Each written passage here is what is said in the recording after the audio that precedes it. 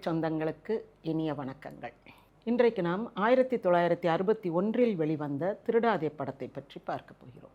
இந்த திருடாதே படம் எம்ஜிஆருடைய வாழ்க்கையில் இந்த ஒரு மாடர்ன் லுக், மாடர்ன் ஸ்டைலில் இருக்கிறதுக்கும் ராஜா காலத்து ஹேர் ட்ரெஸ் அந்த மாதிரி இதுக்கும் இடைப்பட்டதாக அமைந்த படம். ஏற்கனவே நான் சொல்லியிருக்கேன், பாக்தா திருடனில் அவர் கிராப்பெல்லாம் மாற்றி சில க்ளோஸ்அப் காட்சிகள் மட்டும் காட்டியிருப்பாங்கன்னு. இதுலேயும் அதே மாதிரி கொஞ்சம் கிராப் மாற்றி இருக்கும். ஆனால் இதில் என்ன பண்ணிடுவாங்க, பேசாமல் டோப்பா வச்சு விட்ருவாங்க. அது வச்சனால ரொம்ப அழகாக இருப்பார். ஒரு சில காட்சிகள் நம்ம பால் வண்ணம் பருவம் கண்டேன் அந்த ஒரு மேக்கப்பில் இருப்பார். அப்புறம் மற்றதெல்லாம் கொஞ்சம் வேறு மாதிரியான ஒரு மேக்கப், பேண்ட் ஷர்ட் போட்டு. இதிலேருந்து சமூக படங்கள் இதுக்கு முன்னாடி நடிச்சிருக்காரு. அந்தமான் கைதியில் சமூக படத்தில் நடிச்சிருக்காரு, இல்லைன்னு இல்லை. ஆனால் இந்த படத்துக்கு பிறகு இந்த ராஜா காலத்து படங்கள் கொஞ்சம் குறைஞ்சிருச்சு. 62 விக்ரமாதித்யன் வந்தது, அந்த பிருத்திவிராஜன் கதை, அந்த சமயத்தை தூக்கிட்டு போன கதை, அந்த கதை வந்தது. மற்றபடி முழுக்க முழுக்க சமூக படங்களுக்குள்ளே என்ட்ரு ஆகிட்டார். 61, 62, 64, 66 ஏகப்பட்ட படங்கள், முழுக்க முழுக்க வெற்றி படங்கள். ஒரு வருஷத்துக்கு 6 படம் கூட கொடுத்துருக்காரு. அவை வெற்றி படங்களாகவே அமைந்தன. இப்போது இந்த 1961 திருடாதேன்னு ஒரு படம்.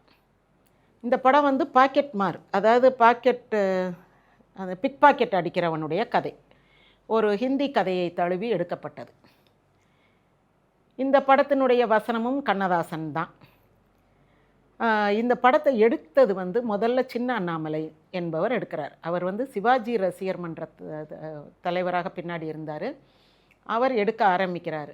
இந்த கண்ணதாசன் அவங்கெல்லாம் ஒரே சமூகத்தை சேர்ந்தவர்கள் என்பதனால கண்ணதாசனுடைய ஒரு ஆதரவில், ஒரு ஊக்கத்தில் அவர் இந்த படத்தை தயாரிக்க ஆரம்பித்திருக்கிறார். ஆனால் ஆரம்பித்த நேரத்தில் 1958 அந்த எம்ஜிஆர் அதுக்கடுத்து ஒரு நாடகம் நடித்ததில் அந்த கால் உடஞ்சி போய் அவர் சிகிச்சைக்கு போக வேண்டியது இருந்தனால படம் நின்று போச்சு. ரொம்ப நாள் நின்று அதுக்கு பிறகு ஷூட்டிங் ஆரம்பிக்கிறாங்க. இந்த படம் ஆரம்பிக்கும் போது என்ன நினச்சி சரோஜாதேவியை புக் பண்ணுறாங்கன்னா, சரோஜாதேவி புது நடிகை, அதுக்கு இன்னும் அதிக படங்கள் புக் ஆகலை, நம்ம படத்தில் போட்டு இந்த படத்தை கொஞ்சம் நம்ம லெஷராக நமக்கு எப்பப்போ டைம் கிடைக்குதோ அப்பப்பெல்லாம் அவங்கள கூப்பிட்டு நடிக்க வச்சு நம்ம இந்த படத்தை எடுக்கலாம்னு நினைக்கிறாங்க. ஆனால் நடந்தது வேறு. நினச்சது ஒன்று, நடந்தது ஒன்றா போயிடுச்சு. எம்ஜிஆர் இந்த சம்பவத்தை அவர் தன்னுடைய நானியன் பிறந்தேன் அந்த சுய வாழ்க்கை வரலாற்று நூலில் எழுதியிருக்கிறார். நான் நினச்சது புது நடிகை, நம்ம கூப்பிட்ற நேரம்லாம் ஷூட்டிங் வச்சுக்கலாம், நடிக்கலாம். ஏன்னா அந்த நாடோடி மன்னன்லாம் வந்த பிறகு அதுக்கடுத்து மன்னாதி மன்னன்லாம் வரும்போது அவருக்கு நிறைய படம் புக் ஆயிருச்சு. ரொம்ப டாப் ஸ்டார் ஆகிட்டார். அப்போது நமக்கு கிடைக்கிற நேரத்தில் இந்த படத்தை எடுக்கலாம் அப்படின்னு நினச்சோம். ஆனால் உண்மையில் என்ன நடந்ததுன்னா, அந்தம்மா ரொம்ப பிஸி ஆகிட்டாங்க. நிறைய படங்கள் அவங்களுக்கு வந்துருச்சு. நாடோடி மன்னன் வெற்றிக்கு அடுத்து சரோஜாதேவி டாப் ஸ்டார் ஆகிட்டாங்க. அப்போது அவங்களுக்கு நிறையா படம் புக் ஆகும்போது திருடாதே ஷூட்டிங் வைக்க ஆரம்பிக்கும்போது அவங்களுக்கு டைமே கிடையாது. அந்த 9 to 2, 2 to 9 2 கால் ஷீட்டு நடிப்பாங்க. இப்போ என்னென்னா ஆஃப்டர் 9 நைட்டு ஒரு மணி நேரம் நடித்து கொடுக்கறது, காலையில் 1 மணி நேரம் நடிக்கிறது, இப்படி கொஞ்சம் நேரம்தான் அவங்களுக்கு கொடுக்க முடியுது. அப்படி ஒரு இக்கட்டான ஒரு நேர கட்டுப்பாடு. இதில் என்னென்னா எம்ஜிஆர் காத்துக்கிட்டு இருக்கணும், எப்படா சரோஜாதேவி வருவாங்க, இந்த படத்தை நடிக்கலாம் அப்படின்னு. இப்படி ரொம்ப இழுபறியாக இருக்கும் போது எம்ஜிஆர் சொல்கிறாரு சின்ன அண்ணாமலைகிட்ட, நீ ஒரு ரேட்டுக்கு கண்ணதாசன் அவங்க அண்ணன்ட்டு இந்த படத்தை விற்றுரு, படம் இப்போ நான் உடனே முடியாது, நாள் இழுக்கும், உனக்கு அவ்வளோ நாள் கடனை வாங்கி படத்தை எடுத்து வட்டி கொடுத்தெல்லாம் முடியாது, இவர்கிட்ட ஏஎல்எஸ்கிட்ட கொடுத்துடணுன்னா ஏஎல்எஸ் படமாகத்தான் இந்த படம் வெளிவந்தது. ஆரம்பிக்கும் போது சின்ன அண்ணாமலை தொடங்கினாலும் கூட படம் வெளிவரும்போது ஏஎல்எஸ் ப்ரொடக்ஷன்ஸில் தான் வெளிவருது. அப்போ சரோஜாதேவி ஹீரோயின், எம்ஜிஆர் ஹீரோ, அப்புறம் ஜி சவுந்தலா நடிச்சிருக்காங்க, முஸ்தஃபா, அந்த மாதிரி நாடக கலைஞர்கள் இதில் நிறையா பேர். அந்த டான்ஸர் ரீட்டா அவங்க ஒரு முக்கிய ரோலில் நடிச்சிருப்பாங்க. சரோஜாதேவி அம்மாவா சீதாலக்ஷ்மி நடிச்சிருப்பாங்க. எம்ஜிஆருடைய அம்மாவா லக்ஷ்மி பிரபா நடிச்சிருப்பாங்க. டனால் தங்கவேலு, சரோஜா, லக்ஷ்மி பிரபாவோட சிஸ்டர் தங்கச்சி, இவங்களுக்கு தனியாக ஒரு காமெடி ட்ராக் போகும். பேர் மாற்றி முஸ்லீம்னு நினச்சி தங்கவேலும் தாம்பேரை மாற்றிக்கிட்டு காதலிக்க போகும்போது, அப்புறம் அந்த பொண்ணு ஹிந்துன்னு தெரிஞ்சு இந்த மாதிரி.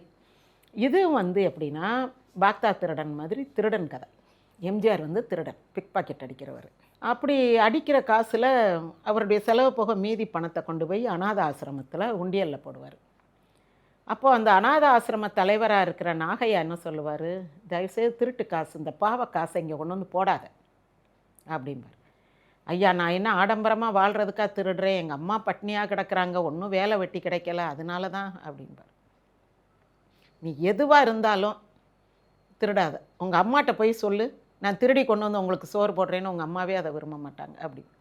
அதனால தான் ஈன்றாள் பசி காண்பினும் செய்யற்க சான்றோன் பழிக்கும் வினைன்னு இருக்காங்க. பெத்ததாயே பசியோடு கிடந்தாலும், அந்த காலத்தில் பெத்ததாய்னா ரொம்ப வசதி, இப்போ பெத்த பிள்ளைகளே பசியோடு இருந்தாலும் திருடாத அப்படின்றது அந்த கதையினுடைய ஒரு கொள்கையாக இருக்கும். இந்த கதை எழுதி முடிக்கும்போது இந்த படத்துக்கு என்ன பேர் வச்சுருந்தாங்க தெரியுமா? நல்லதுக்கு காலம் இல்லை அப்படின்னு வச்சுருந்தாங்க. அவன் நல்லவன் தான், ஆனால் அவனை வந்து போலீஸ் பிடிச்சிட்டு போயிடுது அப்படின்ற மாதிரி நல்லதுக்கு காலம் இல்லைன்னு வச்சாங்க. அப்போ எம்ஜிஆர் சொல்கிறாரு, எம்ஜிஆர் கிட்ட நல்ல டாப் ஸ்டாராக உசந்துட்டார்ல 60ல் மன்னாதி மன்னன் வரும்போதே அவர் சொல்கிறாரு, எம்ஜிஆரே சொல்லிட்டாரு, அப்புறம் எதுக்குப்பா நம்ம நல்லவனாக இருக்கணும், நல்லவனுக்கு வாழ்க்கை இல்லை, நல்லதுக்கு காலம் இல்லைன்ன பிறகு நம்ம எதுக்கு நல்லவனாக இருக்கணும், நம்ம கெட்டவனாகவே இருந்துட்டு போவோமேன்னு நினப்பாங்க மக்கள். அதனால அப்படி பேர் வைக்கக்கூடாது, வேறு பேர் சொல்லுங்கன்றாரு. அதாவது நான் சொன்னால் மக்கள் கேட்பாங்கன்ற ஒரு எண்ணம் அப்போவே எம்ஜிஆருக்கு வந்துருச்சு. இப்படி நான் சொன்னால் மக்கள் வந்து சரி நல்லவனாக இருக்க வேணாம், கெட்டவனாகவே இருக்கலாமேன்னு நினச்சி நடப்பாங்க, நான் சொன்னால் கேட்பாங்கன்ற கருத்து அவர் அப்போவே நிரூபிக்கிறார். அதுக்கு பிறகு இந்த சினிமா இந்த படத்தில் வந்து காமெடி ட்ராக் எழுதுனா மா லட்சுமணன் ஒருத்தர், அவர் சொல்கிறாரு திருடாதேன்னு வைப்போம் அப்படின்றாரு. நல்லா இருக்குது, திருடன் பற்றிய படம், திருடாத அப்படின்னு சொல்கிறது வந்து ஒரு புத்தி சொல்கிற மாதிரி இருக்கும் அப்படின்ட்டு அந்த படத்துக்கு தலைப்பு வச்சனால 500 கொடுக்குறாரு. 500 அன்னைக்கு வந்து ஒரு 10 பவுன் நகை வாங்கலாம். இன்றைக்கி 10 பவுன் நகை எவ்வளோன்னு பார்த்துக்கங்க. அவ்வளோ பெரிய தொகையை எம்ஜிஆர் கொடுக்குறாரு. அப்படி இந்த படத்தினுடைய கதை வசனம் இதெல்லாம் எழுதி ஆரம்பிக்கிறாங்க. எடுப்புலேயே ஒரு நகைக்கடை திருட்டில் தான் அந்த கதை ஆரம்பிக்கும். அதை திருடி எம்ஜிஆர் ஓடி வரும்போது போலீஸ் வரட்டும், அப்போ ஒரு இருட்டில் வந்து ஒளிஞ்சு நிற்பாப்புல, அங்கே ஒரு பெரிய மெகா திருடே நிற்பான். அது யாருன்னா நம்பியார். நம்பியாருடைய ஒரிஜினல் முகம் கொஞ்சம் வெந்து போன முகமாக இருக்கும், அதுக்கு மேலே ஒரு அழகான முகமூடி போட்டு வருவாப்புல. இதில் வந்து நம்பியார் ஒரு வெந்து போன முகத்தோடையும் வருவார், ஒரு முகமூடி போட்டு ஒரு அழகான சாதாரணமாக நம்ம எப்போவும் பார்க்குற நம்பியார் அப்படியும் கோட் சூட் போட்டும் வருவாப்புல, 2 முகத்தோட. அந்த நம்பியார்கிட்ட வந்து எம்ஜிஆர் அப்படியே நிற்பார். நின்ன உடனே லைட்டு போட போகும்போது, வேண்டாம் நம்ம இருட்டிலே சந்தித்தோம், இருட்டிலேயே பிரிவோம் அப்படின்றவாப்புல. அப்புறம் நம்பியார், நீ என்கிட்டே இரு, நான் உனக்கு பணம்லாம் தர்றேன், நீ நல்லா நான் திருடுற கொண்டு வந்து என்கிட்ட கொடுன்னுவாப்புல. அதெல்லாம் முடியாது, நான் தனியாக இருக்கிறவன், யார்கிட்டையும் அடிமையாக இருக்க மாட்டேன்ட்டு எம்ஜிஆர் போயிடுவார். நான் திருட்டுக்கு நீ திருட்டுக்கு ராஜான்னா நான் திருட்டுக்கு சக்கரவர்த்திம்பார் எம்ஜி. அப்படி ஒரு வசனம் வரும். அந்த நம்பியார்கிட்ட இருக்கிறதையே பாக்கெட் அடிச்சிருவாப்புல. இப்படியெல்லாம் அந்த முதல் அறிமுக காட்சி அவங்களுக்குள்ளே இருக்கும். அதுக்கு பிறகு என்னாகும், இப்படி திருடும்போது ஒரு நாள் வந்து ஒருத்தன் இன்ஃபார்மர் இருப்பாங்கள்ல, அப்படி வந்து எம்ஜிஆர்கிட்ட சொல்லுவாப்புல, இந்த வரிசையில் ஒருத்தன் நிற்கிறான், அவன் நிறையா பணம் வச்சுருக்கான், அவன்கிட்ட பணத்தை அடிக்கலாம் அப்படின்னாப்புல. அவன் பாவம் எப்படி அந்த பணத்தை கொண்டு வந்திருப்பான்னா, அவங்க வீடு வந்து ஏலத்துக்கு வரப்போகும். ஒரு ஆள் கடன் கொடுத்தவர் ஏலத்துக்கு எடுக்க போவார். அப்போ அந்த அம்மாவும் தங்கச்சியும், தங்கச்சி தான் சரோஜாதேவி, அண்ணனுக்கு லெட்டர் எழுதியிருப்பாங்கப்பா, எப்படியாவது 3000 அனுப்பி விட்டுருப்பா, இந்த கடங்கார் வந்து வீட்டுக்கு ஆமீனா கொண்டு வந்து ஜாமான்லாம் தூக்கி வெளியே வச்சுருவேன்னு சொல்கிறாரு, தயவுசெய்து பணத்தை கொடுத்து விடுன்னு கடிதம் எழுதியிருப்பாங்க. இந்த பையன் என்ன பண்ணியிருப்பார், இங்கே சரோஜாதேவி அண்ணே இங்கே ஒரு பொண்ணை லவ் மேரேஜ் பண்ணி குழந்தையும் இருக்கும். அதாவது கலப்பு திருமணம் பண்ணியிருப்பாங்க. தன் சாதியில் திருமணம் பண்ணால் ஊருக்குள்ளே வச்சு பண்ணலாம், இது வேறு சாதியில் பண்ணனால இங்கே சிட்டிக்குள்ளே வீட்டுக்கு சொந்தக்காரங்களுக்கு தெரியாமல் கல்யாணம் பண்ணி ரகசியமாக குடும்ப வாழ்க்கை நடத்திக்கிட்டு இருப்பாங்க. அவர் வந்து வீட்டுக்கு தங்கச்சிக்கு அம்மாவுக்கும் வீட்டுக்கு பணம் அனுப்பணும்ட்டு கொஞ்சம் கொஞ்சமாக அவர் முதலாளிகிட்ட சேர்த்து வச்சுருப்பார். அந்த முதலாளி தான் நம்பியார். அப்போ ஒரு நாள் போய், அண்ணன் ஐயா என் பணத்தை கொடுங்க, நான் வீட்டுக்கு அனுப்பணும், ரூ. 2000 சேர்ந்துருக்கல, கூட ஒரு ரூ. 1000 சேர்த்து 3000 கொடுங்கன்னுவார். அதெல்லாம் இப்போ கொடுக்க முடியாது அப்படின்வாப்புல. தயவுசெய்து கொடுங்க, இல்லை நீங்கள் 2000 கூட கொடுங்க, நான் வேறு ஏதாவது கொஞ்சம் பணம் சேர்த்து நான் வீட்டுக்கு அனுப்பிக்கிறேன்னும் போது நம்பியார் ஒரு கண்டிஷன் போடுவாப்புல. நம்பியாருக்கு என்ன பிரச்சனைனா, அவங்க அண்ணே வந்து பெரும் பணக்காரர். ஆனால் சொத்தை வந்து அன்னை மகள் எம்என் ராஜம் பேரில் தான் எழுதி வச்சுருப்பார். அதுவும் அவள் திருமணம் ஆன உடனே அவளுக்கு சொத்து சேரும். அது வரைக்கும் தம்பிகார் வந்து கார்டியனாக இருந்து தான் மகளை பார்த்துக்கிடணும்னு சொத்து எழுதி வச்சுருப்பார். இப்போ இந்த நம்பியார் என்ன பண்ணுவார், அன்னை மகளுக்கு இவனை கட்டி வச்சுருவோம், கட்டி வச்சுட்டு சொத்து பூரா வந்துடும், நம்ம நல்லா அனுபவிக்கலாம் அப்படின்னு நினச்சிக்கிட்டு, நீ வந்து எங்கள் அன்னை மகளை தாராவை கல்யாணம் பண்ணிக்கன்னு. ஐயா, எனக்கு கல்யாணம் பண்ணி குழந்தையெல்லாம் இருக்குது, நான் உங்கள் அன்னை மகளை கல்யாணம் பண்ண முடியாது, நீங்கள் பணத்தை கொடுங்கன்னு. பணம்லாம் கொடுக்க முடியாது, என்ன செய்வியோ செஞ்சுக்கப்போ அப்படின்ட்டு அந்த ரூமை விட்டு போயிடுவாப்புல நம்பியார். இந்த நேரத்தில் என்ன பண்ணன்னு தெரியாமல் இவன் என்ன பண்ணுவான், ட்ராவை திறந்து பார்ப்பான், அங்கே ரூபா நோட்டு இருக்கும். அதில் தனக்குரிய பணத்தை மட்டும் எடுத்துக்கிட்டு ஒரு லெட்டரில் எழுதி வச்சுட்டு, ஐயா நான் எனக்குரிய பணத்தை எடுத்துக்கொண்டேன்னு இது பண்ணிவிட்டு ஒரு லெட்ரு அந்த பணத்தை எடுத்துக்கிட்டு கொண்டு போய் யாருக்கு அனுப்ப போவாப்புல, மணி ஆர்டர் பண்ண போவாப்புல. அப்போ தான் எம்ஜிஆருக்கு இன்ஃபார்மர் வந்து இந்த அவன் கையில் பணம் இருக்குது, அவன்கிட்ட பணத்தை ஆட்டையை போடலான்னு உடனே ஒரு 2 பேர் போய் வரிசையில் முண்டிக்கிட்டு நிற்க, என்ன வரிசையில் முன்னாடி வர்ற பின்னாடி போ அப்படி இப்படின்னு சண்டையை போட்டு இது கச்சா முச்சான்னு ஒரு சீன் க்ரியேட் பண்ணுவாங்க. திருடைங்க தானே, ஒரு சீன் க்ரியேட் பண்ணி அப்படியே மெதுவாக அவர்கிட்ட இருந்த பணத்தை ஆட்டையை போட்டுருவாங்க. அடிச்சுட்டு வந்தால் அதில் ஒரு லெட்டர் இருக்கும், அம்மா இந்த பணத்தை அனுப்புகிறேன், இதை கொடுத்து நீங்கள் வீட்டை மீட்டுருங்க, எங்கள் முதலாளி பணம் தர மாட்டேன்ட்டாரு, நான் ரொம்ப கஷ்டப்பட்டு இந்த பணத்தை கொண்டு வந்து உங்களுக்கு கொடுக்குறேன்னு ஒரு சோகமான ஒரு கடிதம். ஐயோ, இந்த பணத்தை வந்து அவங்க வீட்டுக்கு அனுப்பலைன்னா அந்த வீடு ஜப்திக்கு வந்துடும் போலேன்னு எம்ஜிஆர் என்ன பண்ணுவார், இந்த பணத்தை எடுத்துக்கிட்டு போவார் கொடுக்குறதுக்கு.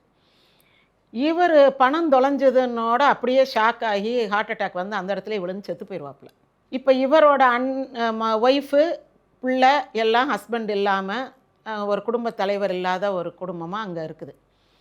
இந்த பணத்தை எடுத்துகிட்டு போகும்போது இந்த இடையில ஒரு சந்திப்பு ஏற்பட்டிருக்கும். யாருக்கு, எம்என் ராஜத்துக்கும் எம்ஜிஆருக்கும். எம்என் ராஜத்துக்கு எம்ஜிஆரை ரொம்ப பிடிச்சிரும். சித்தப்பா எனக்கு இவரையே கல்யாணம் பண்ணி வைங்கன்னு சொல்லிடும். இவர் அதெல்லாம் முடியாது அப்படின்ட்டு வந்துடுவார். அதற்கு முன்னாடி சரோஜா தேவியும் எம்ஜிஆரும் ஒரு இடத்துல சந்திச்சிருப்பாங்க. அப்போ ஒரு பாட்டு டான்ஸு இந்த மாதிரிலாம் இருக்கும். சரோஜா தேவியும் அவங்க மாமாவும் அவங்க அண்ணனை தேடி சிட்டிக்கு வந்து பார்க்க முடியாமல் இப்படியெல்லாம் ஒரு சின்ன சின்ன சம்பவங்கள் வரும். இப்போ எம்ஜிஆர் இந்த பணத்தை எடுத்துகிட்டு போனால் அங்கே ஜப்தி பண்ணிக்கிட்டு இருப்பாங்க, ஜாமான்லாம் தூக்கி வெளியே போடுவாங்க. அப்போ நிறுத்தி அந்த ஐயா பணம் அவங்க அண்ணன் கொடுத்து விட்டுட்டாருன்னு உடனே ரைட் எல்லாத்தையும் தூக்கி உள்ளே வைங்கன்ட்டு போயிடுவாங்க. இந்த இடத்துல என்னென்னா, இந்த பணத்தை அந்த ஆள் வாங்கிட்டு போனார்ல, கடன் கொடுத்தவர் கொண்டு போன இடத்துல அவர் செலவழிக்கும் போது தெரிஞ்சிடும் இது பேங்க்கில் கொள்ளையடித்த பணம்னு.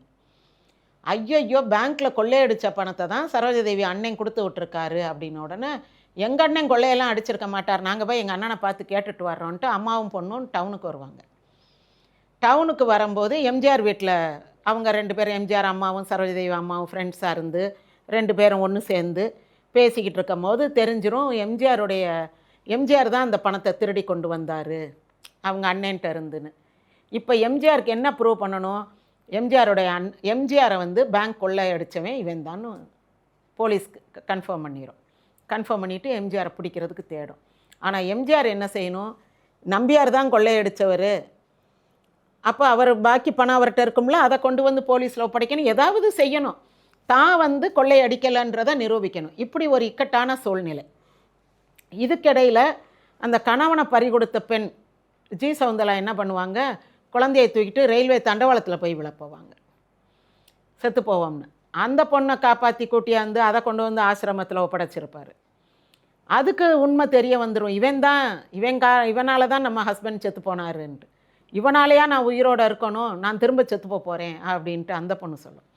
அப்போ அந்த பெரியவர் ஆசிரம தலைவர் சொல்லுவார், வேண்டாமா காவேரி, நீ அவனை பாலுவை மன்னிச்சிரு, அவன் திருந்திட்டான் அப்படின்னு சொல்லி அந்த கதை ஓரளவுக்கு. அப்புறம் எம்ஜிஆர் வந்து திரும்ப அந்த எம்என் ராஜத்தை காதலிக்கிற மாதிரி நடித்து, வேறு வழி இல்லைல்ல, அது உள்ளே போய் உடனே கல்யாணம், இன்றைக்கி உடனே பதிவு திருமணம்னு சொல்லுவாங்க. அதுக்கு முன்னாடி ஒரு டான்ஸ் இருக்கும். அந்த டான்ஸ் ஆடிக்கிட்டு இருக்கும்போது உள்ளே போய் ஒவ்வொன்றா தட்டி பார்த்து ஒரு இடத்துல வந்து அந்த பேங்க்கில் கொள்ளையடித்த பணம் இருக்கும். அந்த பணத்தெல்லாம் எடுத்து அப்புறம் போலீஸில் ஒப்படைச்சு எல்லாம் நல்லபடியாக முடியும். இருந்தாலும் இவருக்கு அவ்வளோ நாள் திருடிட்டு வந்த குற்றத்துக்காக இவர் ஜெயிலுக்கு போக வேண்டியதாக போயிடும். ஜெயிலுக்கு போயிட்டு ஒரு 3 மாதத்தில் அப்படியே டாட்டா சொல்லிட்டு போயிட்டு டாட்டா சொல்லிகிட்டே திரும்பி வந்த மாதிரி கதை முடியும். இதில் என்னென்னா, எம்ஜிஆருடைய அம்மா வந்து மகன் திருடேன், நம்ம திருட்டு காசில் சாப்பிட்டோன்றதை தெரிஞ்ச உடனே விழுந்து செத்து போயிடுவாங்க.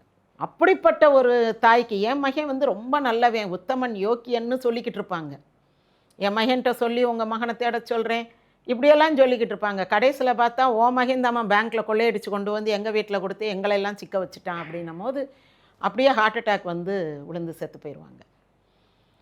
அடுத்து இவங்க இந்த தப்பிச்சு எம்ஜிஆர் தப்பிச்சு போய் போலீஸ் விரட்டுது, நம்ம அப்படி ஓடி ஒளியும் போது தான் ஒரு பாலடைஞ்ச மண்டபத்துக்குள்ளே போய் ஒளிஞ்சிருவாங்க. அப்போ சரோஜா தேவியும் வந்து ஒளிஞ்சு பார்க்கும்போது தான் ஒரு ரொம்ப அருமையான பாட்டு.